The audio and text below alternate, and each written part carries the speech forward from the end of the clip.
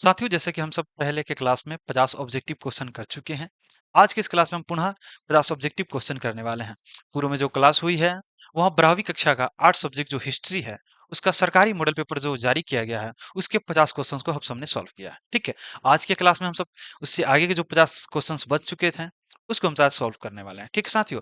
अगर आप अभी तक उस वीडियो को नहीं देखे हैं, किसी कारण से वो क्लास मिस हो चुका है, तो आप इस वीडियो को छोड़कर पहले पहले वाला देख लीजिए। ठीक है? बेहतर रहेगा। या इस वीडियो को देखने के बाद आप उसको देख सकते हैं जो प्लेलिस्ट में है, ठीक है? या आप इसको सर्च कर सकते हैं मॉडल सेट बाय एनपी विद्यापीठ। ठीक है साथियों? चलिए, आज की क्लास में हम सब जो 50 और ऑब्जेक्टिव देखने वाले हैं, वो 51 से 100 तक जाने वाला है, ठीक है? तो अगर आप चैनल पे नए होंगे तो इस चैनल को सब्सक्राइब कर देंगे। चलिए, आज का क्लास हम सब शुरू करते हैं, ठीक है? 91 नंबर क्वेश्चन है, 91 नंबर क्वेश्चन यहाँ पे दूसरे गाँव में ठेके पर खेती करने वाले खेतिहर क्या कहलाते थे? खुद काश्त, पाही काश्त, मुजरियान या रैयत? बताएंगे साथियों। क्या कहलाते थे? वो कहलाते थे पाही काश्त। क्या कहलाते थे साथियों? पाही काश्त। ठीक है। 52 नंबर क्वेश्चन है यहाँ। आलू टमाटर और मिर्च, आलू टमाटर और मिर्च भारत में कब से कब से उपजाए जाते हैं? यानी भारत में जो आलू टमाटर हैं, वो कब से उपजाए जाते हैं? बताएंगे। कब से? 6ठी शताब्दी से, 10वीं शताब्दी से, या क्या बोलते हैं 14वीं सदी से, या 13वीं सदी से? बताएंगे। कब से कब से सजाया जाता है साथियों? तो यहाँ 17वीं सदी से उपजाया जाता है। क्या? आलू, टमाटर और मिर्च। इससे पूर्व में भारत में मसाले बनते थे, बट मिर्च का कुछ खास उपयोग नहीं था। ठीक है? इसलिए आगे क्वेश्चन देखते हैं। अगला नंबर सवाल है, उस भूमि को क्या कहा जाता था जो कभी खाली नहीं छोड़ी जाती? क्या? पोलज, परौती, चच्चर या बंजर? क्या कहलाती थी साथियों? वो कहलाती थी पोलज। क्या कहलाती थी? वो कहलाती थी पोलिश। ठीक है?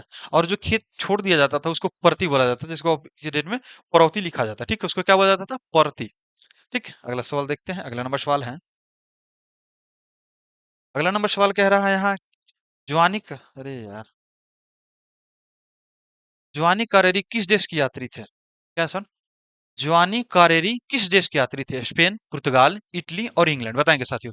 कहाँ से थे वो? वो थे इटली से। कहाँ थे साथियों? इटली से थे। कहाँ थे साथियों? यहाँ इटली से थे। ठीक है? अगला नंबर सवाल देखते हैं। अकबरनामा का कौन सा भाग आईने अकबरी, क्या जी? आईने अकबरी, क्या साथियों? आईने अकबरी के नाम से जाना जाता है? पहला, दूसरा, तीसरा और चौथा? बताएंगे। कौन सा देखा जाता है साथियों? वहां देखा जाता है तीसरा को। क्या? तीसरा को। तीसरे चैप्टर को अकबरनामा जो एक ग्रंथ है, लिखा गया है एक प्रकार से। अकबर के जीवन पर आधारित एक किताब लिखा गया है जिसका नाम है अकबरनामा। ठीक है? उसके तीसरे भाग को क्या कहा जाता है? आईने अकबरी। यहाँ अकबर के जीवन पे पूर्ण रूप से प्रकाश डाला जाता है। किस भाग में? यहाँ तीसरे भाग में। इसका जो राइट आंसर है वो सी है। क्या है साथियों? सी है। ठीक है? अगला नंबर सवाल देखते हैं। अगला नंबर सवाल यहाँ है, अकबर का वित्त मंत्री कौन था? कौन था साथियों? अबुल फजल थे, टोडरमल थे, मौजी थे, या क्या बोलते हैं मानसिंह थे? कौन थे? अबुल फजल, टोडरमल, फैजी या मानसिंह? कौन थे? तो वो थे टोडरमल। एक बार याद रखिएगा, यही जमीन का उसमें पैमाइश करवाए थे। क्या कर रहे थे जी? नपवाए थे। ठीक है? अगला नंबर देखते हैं। अकबर की मृत्यु क्यों कब हुई? अकबर की मृत्यु कब हुई? ये इंपॉर्टेंट्स है, इसको पढ़नी है आपको। ठीक है? जितने भी क्वेश्चन इसमें बन रहे हैं, वो एग्जाम की दृष्टि से काफी महत्वपूर्ण है। ठीक इसी प्रकार के सलीके का जो क्वेश्चन है वो आपके एग्जाम में आएगा। ठीक है साथियों? देखते हैं। कब है जी अकबर की मृत्यु कब हुई? 1575, 1595, 1605 या 1607? कब में हुई कब हुई थी साथियों? तो ये हुई थी 1605 ईस्वी में। ठीक है? अगले नंबर सवाल को देखते हैं। और अगला नंबर सवाल है, पानीपत की तीसरी लड़ाई, पहली, दूसरी, तीसरी, ये सभी को याद कर रखेंगे। एग्जाम में काफी महत्वपूर्ण है ये सब। ठीक है? तो पानीपत की तीसरी लड़ाई में मराठों को किसने हराया? नादिर शाह, अहमद शाह अब्दाली, अंग्रेज या मुगल? कौन हराया था साथियों? अहमद शाह अब्दाली। पानीपत की तीसरी लड़ाई में मराठों का एक माने कि जब सही मुगल को कुछ हराया, तो इनके बाद इनका हौसला काफी बढ़ते चढ़ते गया। उसके बाद ये इनका था कि हम क्या बोलते हैं, कटक से लेकर अटक तक, यहाँ तक साम्राज्य अपना विस्तार करेंगे। और ये लोग गलती से जाके छेड़ देते हैं किसको? अहमद शाह अब्दाली को। और अहमद शाह अब्दाली मराठा साम्राज्य का विनाश का कारण बन जाता है। उसके बाद जैसे ही मराठा साम्राज्य का अंत होता है, उसके बाद अंग्रेज का पूर्ण रूप से भारत में सरकार बनना, यानी उसका बहुमति के अनुसार काम होना शुरू हो गया था। ठीक है? अगला नंबर देखते हैं। औरंगजेब कब गद्दी पे बैठा? कौन साथियों? औरंगजेब। औरंगजेब कब गद्दी पे बैठा? कब बैठा साथियों? 1651, 1655, 1658 या 1661? कब बैठा? कब बैठा? तो ये बैठा 1658 में। कब बैठा? 1658 में। ठीक है साथियों? अगला नंबर सवाल देखते हैं। अगला नंबर सवाल है, भारत का अंतिम मुगल बादशाह कौन था? आप सभी जानते हैं, बताएंगे इसका। भारत का अंतिम मुगल बादशाह कौन था? बहादुर शाह जफर, मोहम्मद शाह, औरंगजेब या बाबर? बताएंगे कौन था साथियों? कौन था? तो वो था बहादुर शाह जफर, ठीक है। इनको रंगून भेज दिया गया था, जहां उनकी मृत्यु हो जाती है। उसके बाद मुगल साम्राज्य का अंत हो जाता है। अंग्रेज जो बचे थे वो अपना पूर्ण अनुसार क्या बोलते हैं, भारत पे अपना शासन करते हैं, ठीक है। अगला नंबर सवाल पे देखते हैं। अगला नंबर सवाल है, अस्थाई बंदोबस्त में क्या जी, अस्थाई बंदोबस्त में भू राजस्व का संग्राहक कौन होता था? किसान, जमींदार, शाहूकार या इनमें से कोई नहीं? बताएंगे क्या होता, कौन होता था साथियों? वो होता था जमींदार। अस्थाई बंदोबस्त में जो भूजा राजस्व का स्वामी था, या संग्राहक उसको भी कह सकते हैं, जैसे कि टैक्स कलेक्टर था, टैक्स क्या बोलते हैं, लेता था, जैसे तीन तीन गठिया प्रणाली जैसे है, उसी प्रकार से एक प्रकार का जमींदारों को बनाया। चलिए 62 नंबर सवाल है यहाँ, अमेरिकी स्वतंत्रता संग्राम के दौरान ब्रिटिश सेना का कमांडर कौन था, जो बाद में बंगाल का गवर्नर जनरल बना दिया गया? ठीक है। अमेरिका में जो स्वतंत्रता संग्राम उस समय चल रहा था, जिस समय कि अमेरिका क्या बोलते हैं, अमेरिका में जो अंग्रेज आके बसे थे, वो अपने आप को ही अमेरिकी कहकर क्या बोलते हैं, रानी को टैक्स देने से मना करते हैं। ठीक है, वहां स्वतंत्रता संग्राम जब चलता है, तो वहां ब्रिटिश सेना का एक कमांडर जाता है। ठीक है, वहां बहुत बेहतरीन ढंग से क्या बोलते हैं, उसको दबाता है, लेकिन बाद में वो फिर से उभरता है। तो उस कमांडर को ये लोग क्या बंगाल में गवर्नर जनरल के पद पे भेज देते हैं। किसके पद पे? गवर्नर जनरल के पद पे। वह कौन था? कर्नवालिस था, क्लाइव था, वारेन हेस्टिंग्स था, या इनमें से कोई नहीं? बताएंगे कौन था साथियों? वो था कर्नवालिस। कौन था? कर्नवालिस। चलिए अगला नंबर क्वेश्चन देखते हैं। अगला नंबर क्वेश्चन कुछ इस प्रकार से है। अगला सवाल है, वर्धमान में क्या जी, वर्धमान के किस राजा ने संथाल विद्रोह और 1857 के विद्रोह के समय अंग्रेजों की मदद की थी?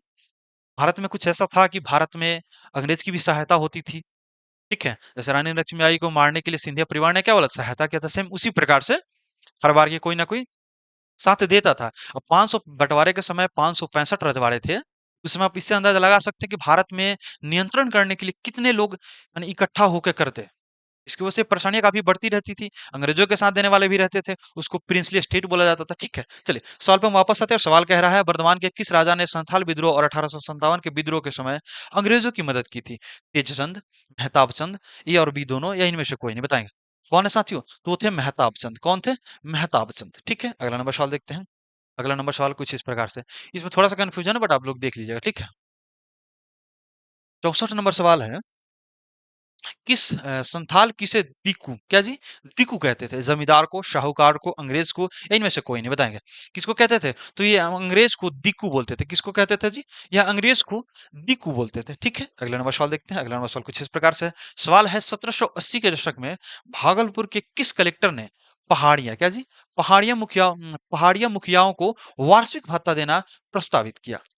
कौन है? भागलपुर के किस कलेक्टर ने, भागलपुर में जो कलेक्टर था उस समय, कब, 1780 में, वह एक प्रस्ताव पारित करवाता है, जिसमें क्या जी, पहाड़िया मुखियाओं को वार्षिक मतलब कि महीना साल के अंत में उसको कुछ पैसे दिया जाता था सालाना। ठीक है, कौन था जी? वो था ऑंगस्टन क्लिकलैंड, या क्या बोलते हैं, ऑक्टेवियन ट्रूडोगुड। उसके बाद एंसेल इंडेन, और इसमें से कोई नहीं? बताएंगे कौन था साथियों?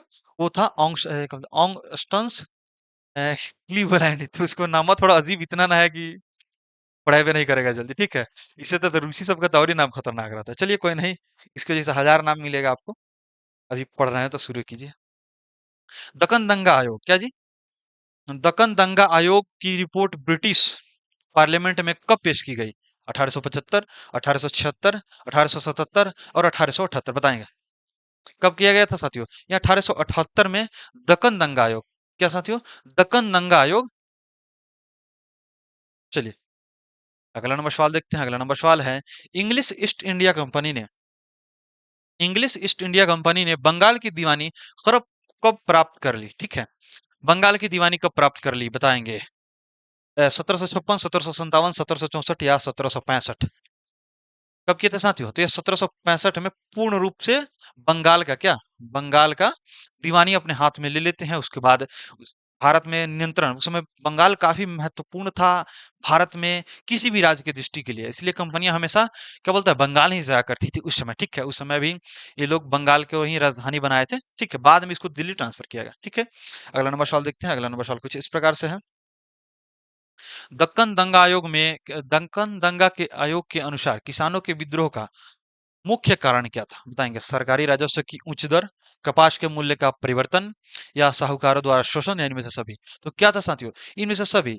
यह तीनों जो चीजें हैं, ये जो तीनों चीजें हैं वो क्या होती थी, दक्कन आयोग के अनुसार किसानों का विद्रोह का मुख्य कारण बन गया, जिसमें से टैक्स ज्यादा वसूला जाता था।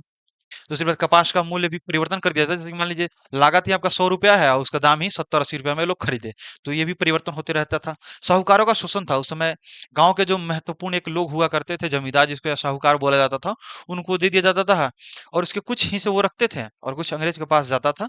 बाकी से किसानों का काफी शोषण होता था। ठीक है, अगला नंबर सवाल देखते हैं। इससे बेहतर हुआ कि डायरेक्ट टैक्स लगा। ठीक है, 1857 के विद्रोह के समय गवर्नर जनरल कौन था, बताएंगे? डलहौजी, कैनिंग, हॉर्डिगन या वेटिंग, बताएंगे कौन था साथियों? कौन था? तो कैनिंग था। कौन था? Lord Canning. ये अपने आप को लॉर्ड पीछे जरूर बोला है, जैसे lord Dalhousie, lord Hardinge, lord Canning या लॉर्ड वेटिंग। ये सब जो नाम है लॉर्ड इसलिए लगवाता था क्योंकि अपने आप को भगवान यानी कि बहुत बेहतर या श्रेष्ठ कहलाने का इस सबको हक था उस समय के दृष्टिकोण से, इसलिए हमेशा इसको लॉर्ड, हालांकि कहीं से लॉर्ड है सब नहीं। चलिए, अगला सवाल है। 70 नंबर सवाल है। डलहौजी के अवध का अधिग्रहण कब किया गया? कब किया गया था साथियों? 1856 में अवध का अधिग्रहण, मतलब कि नहीं, जिसको हराकर हराना था हरा दिया जाता था, जिसे लड़कर किसी की सत्ता को प्राप्त करना था, जो कमजोर था उससे लड़कर वापस ले लिया जाता था सत्ता को। उसके बाद में जो प्रिंसली थे, जो वहां के राजा थे, राजकुमार थे, उनको खरीद लिया जाता था, अपने हिसाब से उसका शासन करवाया जाता था। या जो मजबूत रहते थे उनसे ये लोग क्या बोलते हैं, संधि करके अपना सत्ता चलाते रहते थे। जैसे 1816 ईस्वी में सुगौली की संधि हुई, जो अपने वर्तमान मोतिहारी यानी चंपारण के उस समय हिस्सा था। ठीक है, तो ये नेपाल को संतुलन करने के लिए यह संधि की गई थी 1816 ईस्वी में। ठीक है, सुगौली संधि, उसका क्या नाम था साथियों? उसका नाम था सुगौली संधि। क्या था? सुगौली संधि। कब किया गया था? 1816 में। ठीक है, नेपाल के राजा को उस समय क्या बोलते हैं, हस्तांतरित करने के लिए। ठीक है, अगला नंबर सवाल देखते हैं। अगला नंबर सवाल कुछ इस प्रकार से है।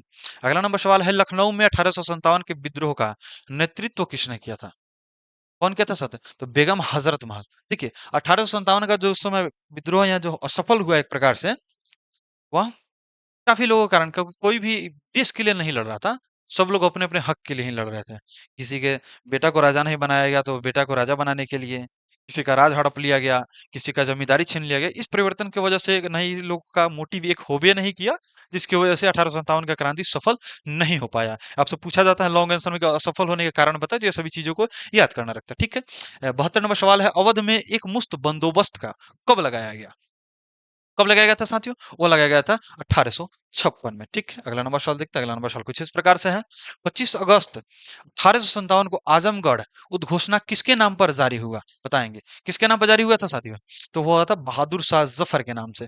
ठीक है, 1857 की क्रांति में जब क्रांतिकारी दिल्ली पहुंचे, तो बहादुर शाह जफर के साथ एक फोटो ले लेते हैं। ठीक है, उसके बाद क्या बोलते हैं, अपना नेता इनको बना लेते हैं, जिसकी वजह से मैंने बूढ़े तो हो गए थे, उसमें नेतृत्व करने लायक थे नहीं, बट इनको अपना नेता बना लिया जाता है उस समय दिल्ली में।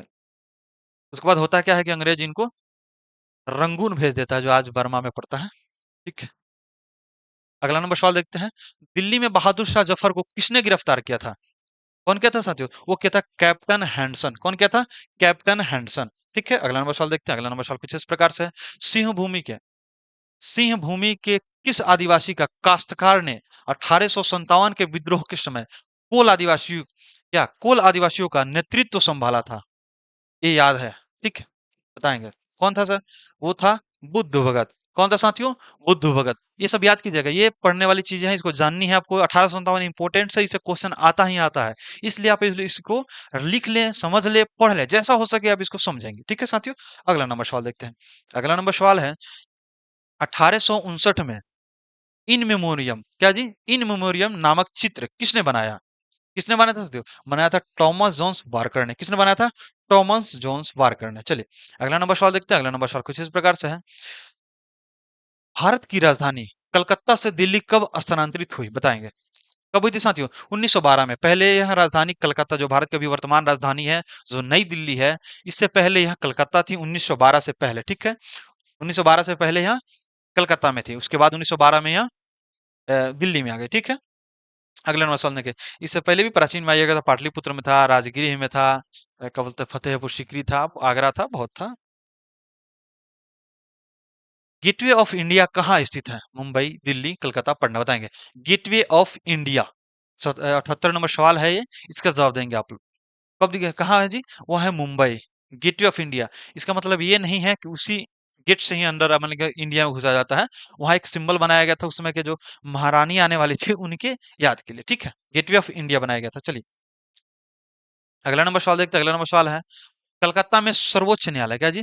कलकत्ता में सर्वोच्च न्यायालय की स्थापना कब हुई? 1771, 1775 या 1781, या इनमें से कोई नहीं? तो इनमें से कोई सन ऐसा सही नहीं है जो क्या बोलते हैं कलकत्ता सर्वोच्च न्यायालय की स्थापना का डेट बता सके। चलिए इनमें से कोई नहीं, इसका जवाब है। अगला नंबर सवाल देखते हैं। किस नेता ने किस नेता ने गांधी जी को 1 वर्ष तक ब्रिटिश भारत की यात्रा करने की सलाह दी थी? बाल गंगाधर तिलक, गोपाल कृष्ण गोखले, बिपिन चंद्र पाल, या इनमें से कोई नहीं? कौन थे साथियों? वो थे गोपाल कृष्ण गोखले। यह इनके राजनीतिक गुरु थे। कौन थे? राजनीतिक गुरु के एक प्रकार से आप इनको कह सकते हैं, ठीक है। अगला नंबर सवाल देखते हैं। अगला नंबर सवाल कुछ इस प्रकार से है। इनको बोला गया कि पहले आप जाइए, ब्रिटिश भारत का भ्रमण कीजिए, वहाँ की समस्याओं को समझिए, उसके बाद आइएगा तब अपना उपदेश दीजिए, सलाह दीजिए या कुछ दीजिए, ठीक है। चलिए 81 नंबर सवाल है, गांधी जी की भारत में पहली महत्वपूर्ण सार्वजनिक उपस्थिति कहाँ हुई? पहली क्या पूछ रहा है जी? पहली पूछ रहा है। बनारस हिंदू विश्वविद्यालय, पटना विश्वविद्यालय, लखनऊ विश्वविद्यालय, इनमें से कोई नहीं? बताएं कहाँ थी? वहां बनारस हिंदू विश्वविद्यालय यानी कि BHU जो है, वहां उस समय यहाँ एक मीटिंग कर रहे थे। वहीं चंपारण के किसान पहुंचते हैं, इनको न्योता देते कि आप किसी तरह क्या आइए, चंपारण आइए। जिनका नाम था राजकुमार शुक्ल। क्या था साथियों? राजकुमार शुक्ल।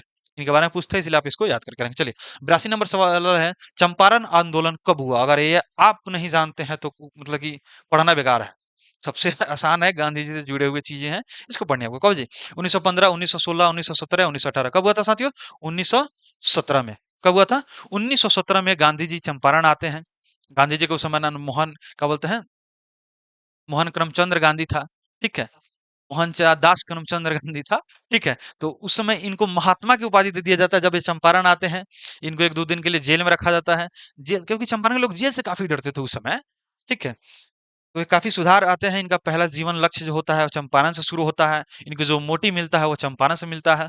इन लोगों को माने कि चंपारण में जो लोग हैं वहाँ 3 गठिया प्रणाली से प्रेरित थे, क्या बोलते हैं, प्रताड़ित थे। उसके बाद नील की खेती से प्रताड़ित थे। तो ये कुछ समस्याएं थी जो चंपारण आंदोलन से जुड़ी हुई हैं और इसको याद करना है, ठीक है। अगला नंबर सवाल देखते हैं। 83 नंबर सवाल है, प्रथम विश्व युद्ध के दौरान अंग्रेजों ने भारत पर कौन सा प्रतिबंध है, क्या जी, प्रतिबंध लगाया था, जिसे सर सिडनी रॉलेट की, क्या जी, रॉलेट की अध्यक्षता वाली समिति ने जारी रखा था? कौन था साथियों? बिना जांच के कारावास। इनको शक हुआ कि आप माने कुछ उथल पुथल करने वाले हैं देश में, तो उस पीरियड में बिना जांच किसी सबूत सबूत को आपको उठाएंगे और जेल में डाल देंगे, ठीक है। अभी तो है भाई कि क्या बोलते हैं, पहले वारंट दिखाइए उसके बाद जेल जाएंगे, तब हवला जाएंगे। चलिए 44 है, हिंद स्वराज किसने लिखा? कौन है सर? चौरा कौन है साथियों? 84 जो क्वेश्चन, 84 नंबर जो क्वेश्चन है उसका सवाल है, हिंद स्वराज किसने लिखा? गांधी जी, तिलक, फिरोज शाह मेहता या सुभाष चंद्र बोस? बताएंगे कौन है? तो हिंद स्वराज किनका सपना था और कौन लिखते हैं? गांधी जी लिखते हैं। ये इसका राइट आंसर हो जाएगा। चलिए अगला नंबर सवाल देखते हैं। अगला नंबर सवाल कुछ इस प्रकार से है, 1922 में महात्मा गांधी के खिलाफ राजद्रोह के नाम मामले 1922 में महात्मा गांधी के खिलाफ राजद्रोह के मामले की सुनवाई किस जज ने की थी? कौन किए थे साथियों? वो किए थे C.N. ब्रूमफील्ड। कौन किए थे? C.N. ब्रूमफील्ड। इन लोग का थोड़ा नामो अजीब है। नाम तो ABCDUFG अलग अलग है। तो आप लोग अपनी सुविधा अनुसार इसको याद कर लेंगे। हम सब इसको तो शॉर्ट के तरीके से याद करते थे। आपको कैसा है एक बार कमेंट करके जरूर बताएंगे। चलिए अगला नंबर सवाल है। अगला नंबर सवाल कुछ इस प्रकार से है, 1929 1929 में कांग्रेस के लाहौर अधिवेशन के अध्यक्ष कौन थे? कौन थे साथियों? वो थे जवाहरलाल नेहरू। कौन थे? जवाहरलाल नेहरू। 1929 में कांग्रेस के अधिवेशन जो हुआ वो उसके अध्यक्ष बने थे जवाहरलाल नेहरू। चलिए दांडी किस राज्य में स्थित है? बताएंगे कहाँ था साथियों? गुजरात। मोदी जी यहीं से आते हैं, गुजरात से। दांडी मार्च क्या बोलते हैं, नमक पे जो लगा था टैक्स, उस समय उसको तोड़ने के लिए दांडी मार्च का बनाया दांडी मार्च आंदोलन किया गया था गांधी जी के नेतृत्व में, ठीक।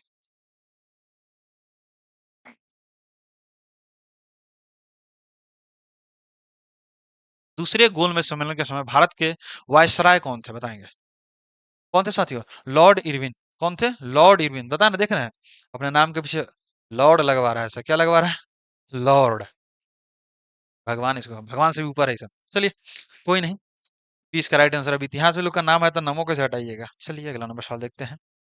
White Congress, what Congress and Gandhi have done to the, have है, what Congress and Gandhi have done to the, क्या बोलते हैं, अनटचेबल्स, छुआछूत के बारे में था। ठीक है, चलिए। किसने लिखा? कौन लिखे थे? बी आर भीमराव अंबेडकर द्वारा लिखा गया यह बुक था, what Congress and Gandhi have done to the untouchables. ठीक है, अगला नंबर सवाल देखते हैं। अगला नंबर सवाल कुछ इस प्रकार से है। अगला नंबर सवाल है, जब एक पूरा राष्ट्र उठ खड़ा होता है और आगे बढ़ने लगता है तो उसे नेता की जरूरत नहीं रह जाती। यह किसकी पक्ति है बताएंगे? किसकी उक्ति है? किसकी है? सुभाष चंद्र बोस जी की है। किसकी है? सुभाष चंद्र। बहुत ही निडर, बहुत ही ढीठ, उस समय जो नेतृत्व करने वाले थे वह थे सुभाष चंद्र बोस। इनका ही नारा है, नारा था, बहुत मैंने प्रचलित हो गया था जर्मनी में कि गए थे तो हिटलर के समय, याद है कि हिटलर के समय हिटलर से मिलने यही गए थे। क्या बोलते हैं, हिंद स्वराज का की स्थापना जो यही एक प्रकार से मानिए किया था। ठीक है, चले। सुभाष चंद्र बोस, सुभाष चंद्र बोस बहुत बेहतरीन थे।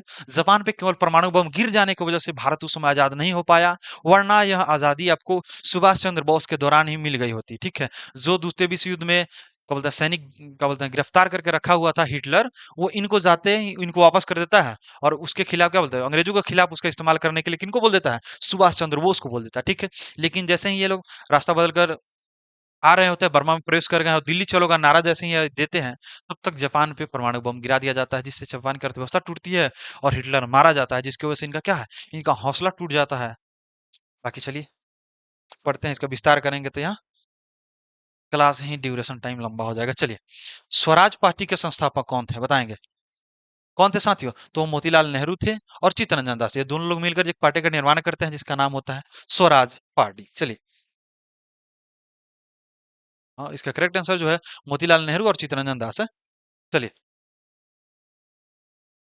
92 नंबर सवाल है, भगत सिंह को फांसी कब दी गई थी बताएंगे? कब दी गई थी? 1930, 1931, 1932 या 1933?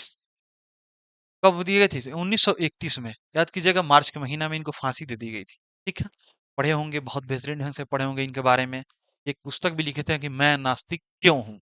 ठीक है, चलिए अगले नंबर सवाल पे चलते हैं। अगला नंबर सवाल कुछ इस प्रकार से है।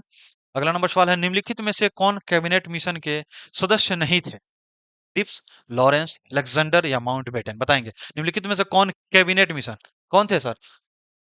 तो वह माउंटबेटन नहीं थे। क्या जी, कैबिनेट मिशन के जो सदस्य थे वो माउंटबेटन नहीं थे। चलिए अगला नंबर सवाल है। अगला नंबर सवाल कुछ इस प्रकार से है, स्वतंत्र भारत के प्रथम गृह मंत्री कौन थे बताएंगे? ये सभी प्रथम तो आप लोग बहुत बेहतर ढंग से याद करेंगे, हमें उम्मीद है, तो आप सभी बताएंगे इसका सब। कौन है जी स्वतंत्र भारत के प्रथम गृह मंत्री? कौन थे? वल्लभ भाई पटेल, जॉन मथाई, सी राजगोपालचारी या लॉर्ड माउंटबेटन? कौन थे साथियों? वह थे वल्लभ भाई पटेल, सरदार वल्लभ भाई पटेल। इनको याद लिखिएगा, लौह पुरुष भी इनको कहा जाता है। भारत को बनाने में इनका बहुत महत्वपूर्ण स्थान है। आजादी तो दिला दिया लोग, लेकिन भारत को टुकड़े में करने के लिए और प्रोसेस कर दिया गया। लेकिन उन लोगों को समझाकर, उनको बुझाकर किसी तरह भारत में विलय पत्र पे साइन कराना किसका काम था? वह सरदार वल्लभ भाई पटेल को सौंप दिया गया था। ठीक है, चलिए 95 नंबर सवाल है, संविधान के निर्माण में कितना समय लगा?